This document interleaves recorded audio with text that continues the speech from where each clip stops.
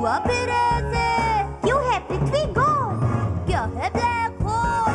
सूरज में है गर्मी क्यों? चांद में है नरमी क्यों? सैटर्न को घेरे हुए खूबसूरत रिंग, साइज में यारो जुपिटर है प्लैनेट का किंग। वीनस की सुंदरता, यूरेनस की चाल, अपना सोलर सिस्टम यारो है बिल्कुल कमाल।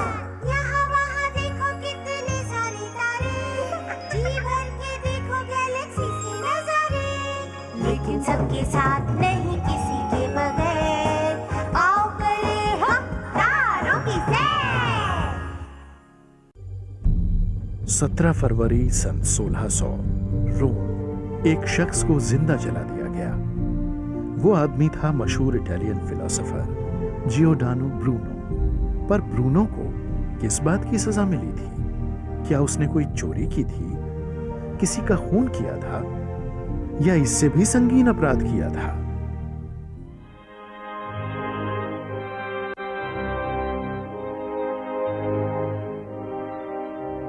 जियोडानो ब्रूनो 16वीं सदी के मशहूर इटालियन फिलोसोफर थे।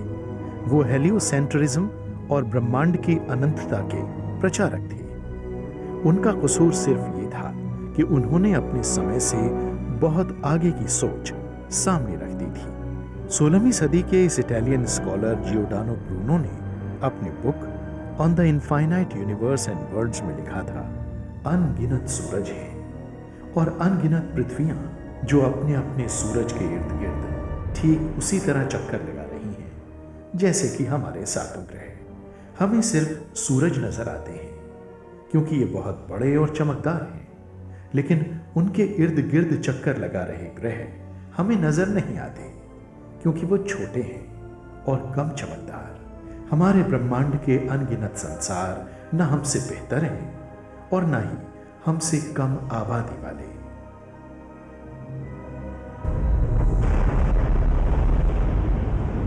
एक्सोप्लैनेट यानी एक ऐसा ग्रह जो हमारे सौर मंडल से परे किसी तारे के इर्द गिर्द चक्कर लगाता है। 19वीं शताब्दी के मध्य से ही एक्सोप्लैनेट्स वैज्ञानिकों की खोज और अनुसंधान का विषय बन चुके थे। सितंबर 2009 तक 374 एक्सोप्लैनेट्स ढूंढे जा चुके हैं जो 300 से ज्यादा अलग अलग तारों के चक्कर लगा रहे हैं, और हमारे सौर मंडल की तरह 2 या ज्यादा तारों वाले तकरीबन 40 मल्टीपल प्लैनेट सिस्टम्स भी खोजे जा चुके हैं। रेडियो एस्ट्रोनॉमर्स अलेक्जेंडर वोल्शकैन और डेल फ्रेल ने 1992 में सबसे पहले एक्सोप्लैनेट्स को खोजा। मगर ये एक्सोप्लैनेट्स किसी साधारण तारे का चक्कर नहीं लगा रहे थे, ये तो एक पल्सर के आगे पीछे घूम रहे थे। पल्सर एक महाघनत्व वाला किसी बहुत बड़े तारे का अवशेष होता है जो बेहद भीषण रूप से फटा हो। फिर अक्टूबर 1995 में जेनीवा यूनिवर्सिटी के माइकल मेयर और डीडियर क्वेलोज ने जब एक साधारण तारे 51 पेगासी के इर्द गिर्द चक्कर लगाते एक्सोप्लैनेट को खोजा तो पहला यथार्थ यानी जेन्युइन एक्सोप्लैनेट ढूंढ लिया गया था। ज्यादातर एक्सोप्लैनेट्स को खोजा कैसे जाता है? असल में जब भी कोई एक्सोप्लैनेट अपने सूरज यानी होस्ट स्टार के आगे से निकलता है तो उस सूरज की रोशनी थोड़ी सी कम पड़ जाती है।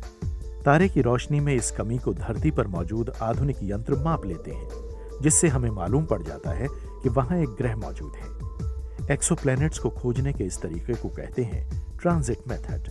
मोटे तौर पर एक्सोप्लैनेट को ढूंढने के लिए 2 और मुख्य तरीके इस्तेमाल किए जाते हैं। पहले को कहते हैं डॉपलर प्लैनेट सर्वेज और दूसरा होता है ग्रेविटेशनल माइक्रोलेंसिंग। अभी ढूंढे गए 90% एक्सोप्लैनेट्स डॉपलर प्लैनेट सर्वे का इस्तेमाल करके खोजे गए हैं। पर डॉपलर मेथड का सिद्धांत क्या है? डॉपलर इफेक्ट को समझने के लिए यह जानना जरूरी है कि साउंड यानी आवाज हम तक कैसे पहुंचती है। असल में आवाज किसी भी माध्यम में एक जगह से दूसरी जगह वेव के रूप में सफर करती है। इस वेव के दबे हुए हिस्से को कंप्रेशन कहते हैं और फैले हुए हिस्से को रेयरफैक्शन। 2 कंप्रेशंस या 2 रेयरफैक्शंस की लंबाई को वेवलेंथ कहते हैं।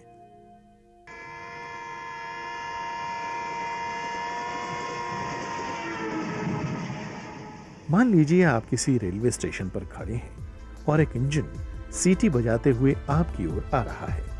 जैसे जैसे वो आपकी तरफ आता रहता है, आवाज का तारत्व, जिसे हम पिच कहते हैं, बढ़ता जाता है। और जब वो आपके सामने से गुजर रहा होता है तो सीटी का तारत्व अपने चरम पर होता है।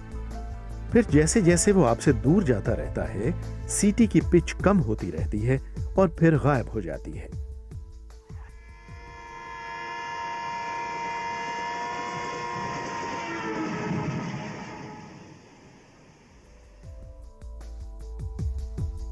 असल में होता यह है कि जैसे जैसे आवाज का सोर्स आपकी तरफ बढ़ता रहता है, उस आवाज की वेवलेंथ लगातार कम होती रहती है और जैसे जैसे वो आपसे दूर जाता है, वेवलेंथ बढ़ती जाती है। सोर्स आवाज की वेवलेंथ के इस बदलाव को डॉपलर शिफ्ट कहते हैं। ठीक ऐसा ही होता है रोशनी के साथ, जो कि 7 रंगों के समूह वाली एक वेव है। हर तारा अपने इर्द गिर्द चक्कर लगा रहे ग्रह पर गुरुत्व बल डालता है और वो ग्रह भी उस तारे को अपने गुरुत्व बल से प्रभावित करता है। तारे पर ग्रह के गुरुत्व बल की बदौलत तारा स्थिर नहीं रह पाता और लगातार एक छोटे से ऑर्बिट में घूमता रहता है। क्योंकि ग्रह के मुकाबले तारा बहुत ज्यादा भारी होता है, इसलिए उसका ऑर्बिट भी छोटा होता है। हर स्टार प्लैनेट सिस्टम में तारा और ग्रह अपने संयुक्त सेंटर ऑफ मास के इर्द गिर्द यूं ही घूमते रहते हैं। तारे की स्थिति में बदलाव के कारण उससे निकलने वाली रोशनी की वेवलेंथ में भी बदलाव होता है। यानी जब वो हमसे दूर जाता है तो उससे निकलने वाली रोशनी की वेवलेंथ बढ़ जाती है, जो दर्शाती है लाल रंग को। जब वो हमारी ओर आता है तो उससे निकलने वाली रोशनी की वेवलेंथ कम हो जाती है और कम वेवलेंथ की रोशनी नीले रंग को दर्शाती है। तारे से निकलने वाली रोशनी की वेवलेंथ में इन्हीं नियमित बदलावों को कहते हैं डॉपलर शिफ्ट्स। ये डॉपलर शिफ्ट्स हमें स्पेक्ट्रोस्कोप से पता चलते हैं। स्पेक्ट्रोस्कोप एक ऐसा apparatus होता है जो रोशनी यानी लाइट के कंपोनेंट्स मतलब घटकों को अलग करता है। अब आप अपनी टीवी स्क्रीन पर दिखाई गई तीनों तस्वीरों को ध्यान से देखिए। इन तस्वीरों में गैलेक्सी से आती हुई रोशनी की स्पेक्ट्रम दिखाई गई है। इसमें काली लाइन किसी एक एलिमेंट को दर्शाती है। पहली तस्वीर में काली लाइन की पोजीशन साधारण अवस्था में दिखाई गई है। दूसरी तस्वीर में वही काली लाइन लाल रंग की तरफ सरक गई है, क्योंकि गैलेक्सी पृथ्वी से दूर जा रही है। वहीं तीसरी तस्वीर में काली लाइन नीले रंग की तरफ सरक रही है, क्योंकि गैलेक्सी पृथ्वी की तरफ आ रही है।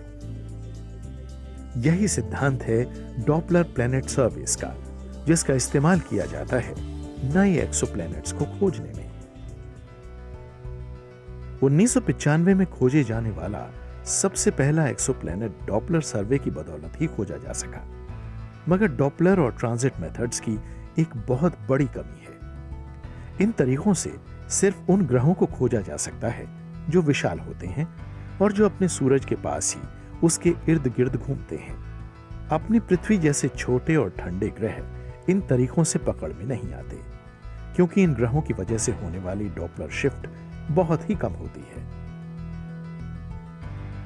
ग्रहों को खोजने के एक और तरीके को एस्ट्रोमेट्री कहते हैं। अन्य तारों की पृष्ठभूमि यानी बैकग्राउंड में घूमते हुए किसी ग्रह के गुरुत्वाकर्षण प्रभाव के कारण तारे की स्थिति में बदलाव होता है। तारे की स्थिति में इसी बदलाव से एक्सोप्लैनेट की मौजूदगी का पता लगा लिया जाता है। साधारण तौर पर ये तारे हमें स्थिर नजर आते हैं, क्योंकि ये हमसे बहुत दूर हैं। कैसे ढूंढें उन एक्सोप्लैनेट्स को जो हैं ठंडे, छोटे और अपने सूरज से ज्यादा दूर हैं? घबराइए नहीं, जवाब देंगे हम हर एक सवाल का। 1916 में सुप्रसिद्ध वैज्ञानिक एल्बर्ट आइंस्टाइन ने दुनिया के आगे थ्योरी ऑफ जनरल रिलेटिविटी का सिद्धांत रखा। इस थ्योरी के अनुसार जब भी रोशनी किसी हाई मास यानी ज्यादा द्रव्यमान वाली वस्तु के पास से गुजरती है तो वो थोड़ा झुक जाती है। जितना ज्यादा वस्तु का द्रव्यमान, उतना ज्यादा रोशनी का झुकाव। एक ऐसे तारे की कल्पना कीजिए जो हमारे सूरज से ढका हुआ है, बस मात्र ढका हुआ। साधारण परिस्थिति में सूरज के बीच में होने के कारण ऐसा तारा नजर नहीं आएगा, मगर आइंस्टाइन के अनुसार सूरज से ढका होने के बावजूद वो तारा हमें नजर आना चाहिए। क्यों? सूरज के गुरुत्वाकर्षण की बदौलत, जो उस तारे से आ रही रोशनी की किरणों को थोड़ा झुका देता है। और हमें वो तारा नजर आ जाता है। मगर क्या हम दिन में तारे देख सकते हैं? नहीं, क्योंकि सूरज के प्रकाश में हमें तारे नजर नहीं आते। हाँ, अगर पूर्ण सूर्य ग्रहण हो तो बात दूसरी है। 29 मई 1919 को जब कुछ समय के लिए चांद ने सूरज को ढका, तो प्रसिद्ध साइंटिस्ट सर आर्थर एडिंगटन और उनकी टीम ने न सिर्फ सूरज के आसपास मौजूद तारों को देखा, बल्कि उनकी तस्वीरें लेकर उन तारों की स्थिति भी नापी। जब उन्होंने तस्वीरों का अध्ययन किया, तो आइंस्टाइन की थ्योरी ऑफ रिलेटिविटी द्वारा किए गए दावों को एकदम सही पाया, जिसके अनुसार जब भी रोशनी किसी ज्यादा द्रव्यमान वाली वस्तु के करीब से होकर गुजरती है, तो वो थोड़ा झुक जाती है। इसको हम ग्रेविटेशनल माइक्रोलेंसिंग कहते हैं। एक्सोप्लैनेट्स को खोजने में इसी सिद्धांत का इस्तेमाल किया जाता है। एडिनबर्ग, स्कॉटलैंड के इंस्टीट्यूट फॉर एस्ट्रोनॉमी में डॉक्टर आयन बॉन्ड ने ये करिश्मा कर दिखाया था। Prime Minister Narendra Modi has launched a nationwide campaign to encourage people to inculcate physical activity and sports in their lives, named the Fit India Movement. He chose the National Sports Day to launch this movement. Fitness is not something for which you have to always make extra efforts. It is something which should be embedded to your routine walk of life. So fitness is easy, it could be joyful, and you can do anywhere, anytime. एक स्वस्थ परिवार, एक स्वस्थ व्यक्ति, एक स्वस्थ समाज ही आगे देश को बढ़ा सकता है। तो फिट है तो माइंड हिट है। When a woman changes, the society changes. How do we make our women aware about fitness regime? बच्चों को खेलने के लिए डांस, ये फिजिकल लिटरेसी या एक्टिव लाइफस्टाइल के लिए बच्चों को प्रेरित करना चाहिए। देखिए, फिटनेस एक शब्द नहीं है, फिटनेस एक जीवन का उद्देश्य है।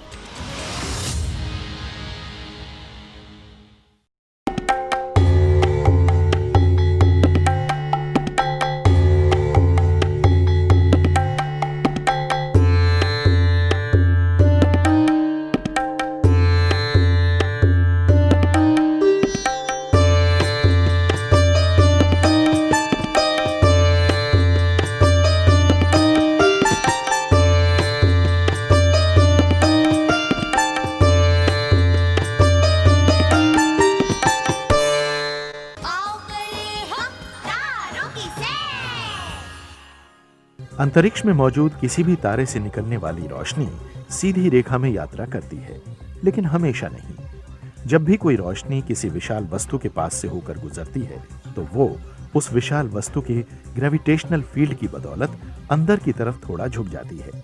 नतीजतन ग्रेविटेशनल फील्ड प्रकाश को कॉस्मिक मैग्नीफाइंग ग्लास की भांति मोड़ देता है। एस्ट्रोनॉमर्स इसे ग्रेविटेशनल लेंस कहते हैं। वैज्ञानिक इस प्रक्रिया को माइक्रो लेंसिंग कहते हैं। जब कोई धुंधला तारा दूरदराज के किसी तारे के सामने से गुजरता है, तो दूर के तारे की रोशनी में थोड़ी सी बढ़ोतरी नजर आती है। तारे से आने वाली बढ़ी हुई रोशनी का पता फोटोमीटर के ग्राफ से लगता है। अगर उस नजदीक के तारे का कोई ग्राफ है, तो दूर के तारे के प्रकाश में 2 बार बढ़ोतरी होगी। ग्रेविटेशनल माइक्रोलेंसिंग द्वारा रोशनी में हो रहे बदलाव के जरिए ही एस्ट्रोनॉमर्स ये बता सकते हैं कि एक छोटे धुंधले तारे के पास एक छोटा धुंधला साथी है, एक ग्रह है।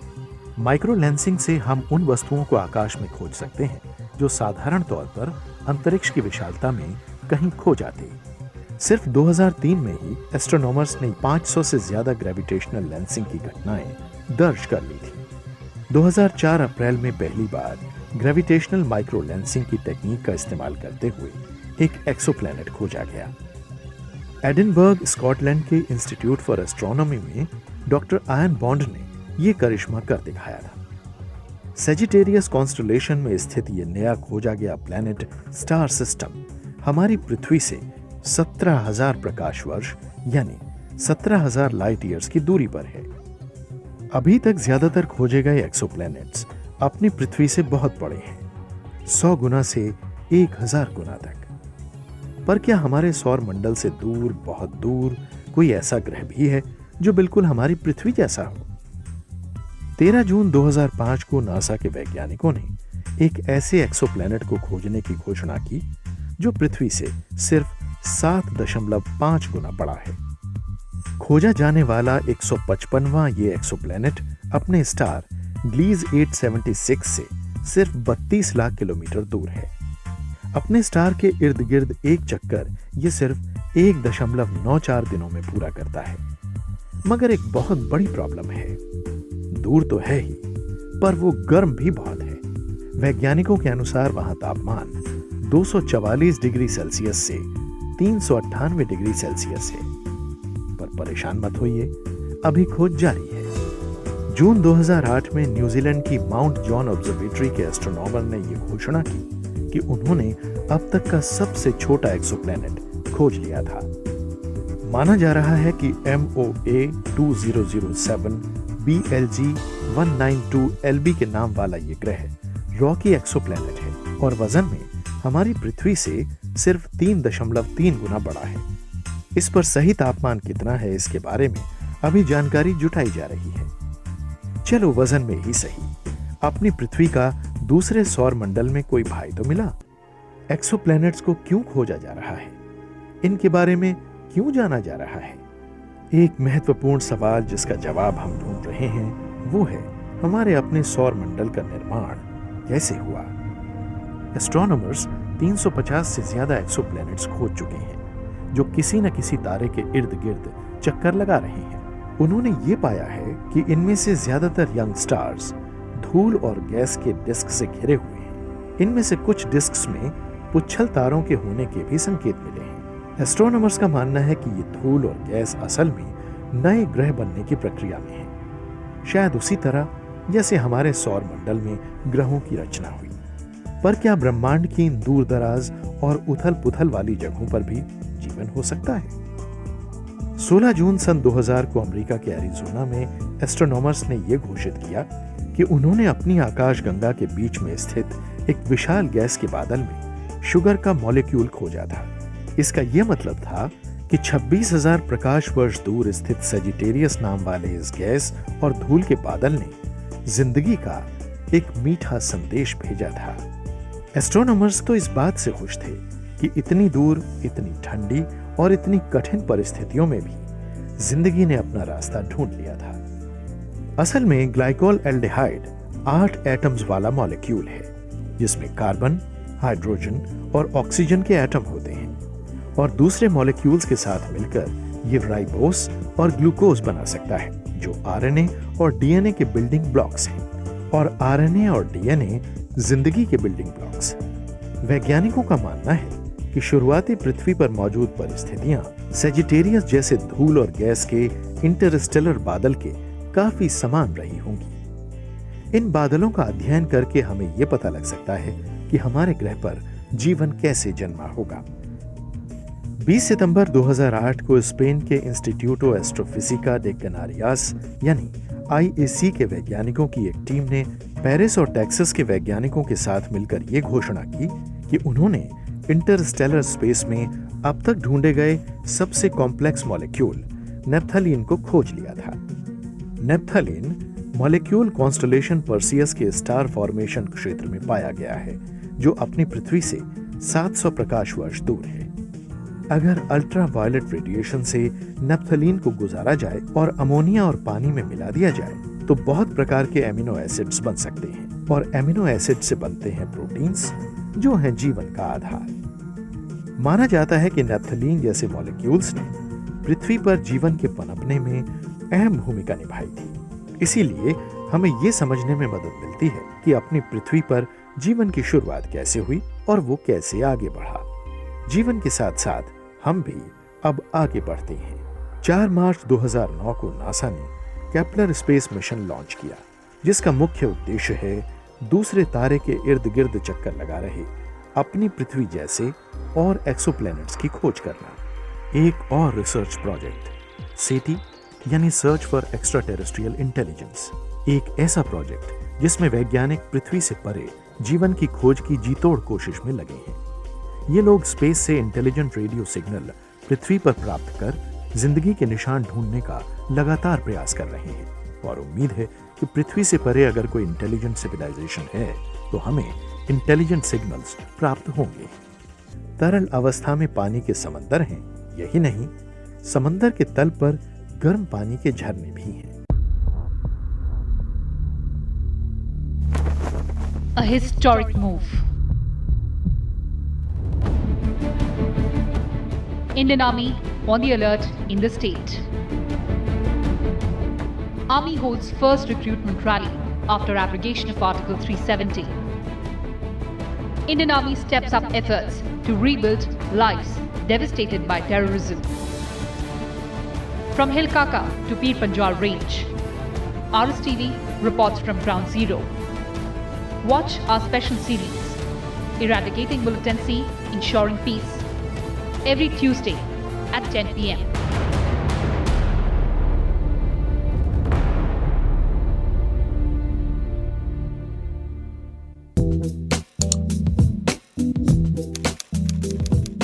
Million people have now given the thumbs up to Rajya Sabha television. RSTV's growth has been phenomenal, with the journey from 2 million to 3 million being completed in less than 6 months. That's over 6,200 new subscribers every day. Our online viewers are engaging with us more actively. Every day, thousands like, share and comment on our videos. So come and join this growing tribe of RSTV viewers and get ready for an exciting journey.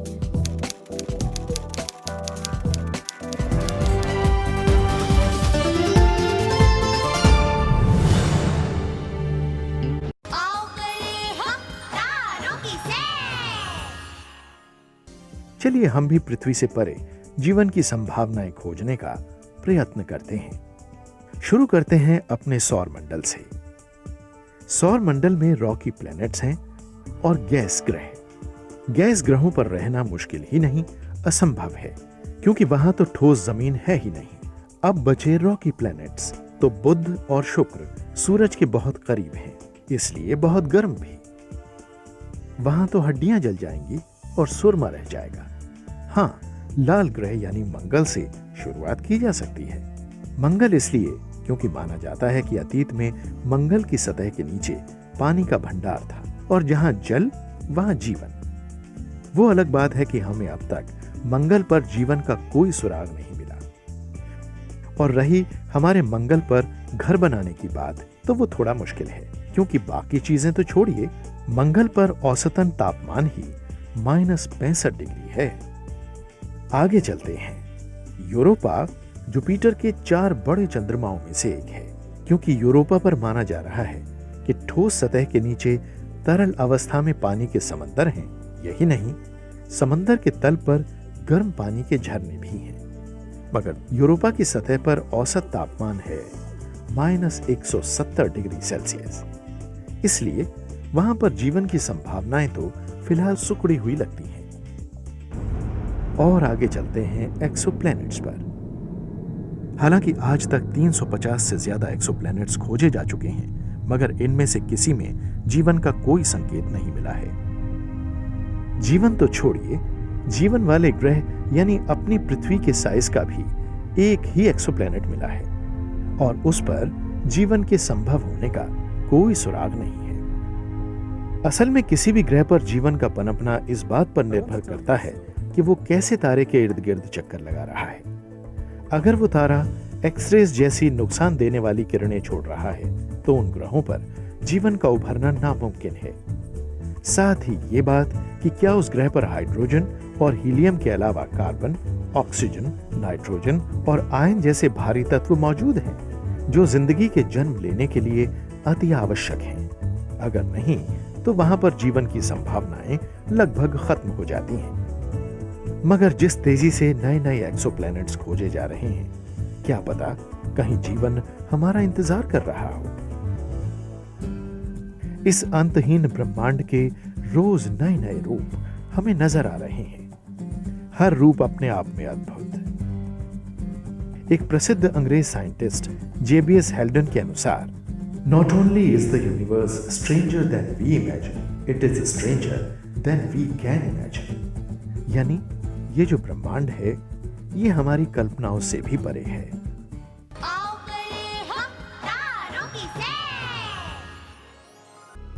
इस कार्यक्रम के बारे में आप हमें अपने सुझाव इस पते पर भेज सकते हैं।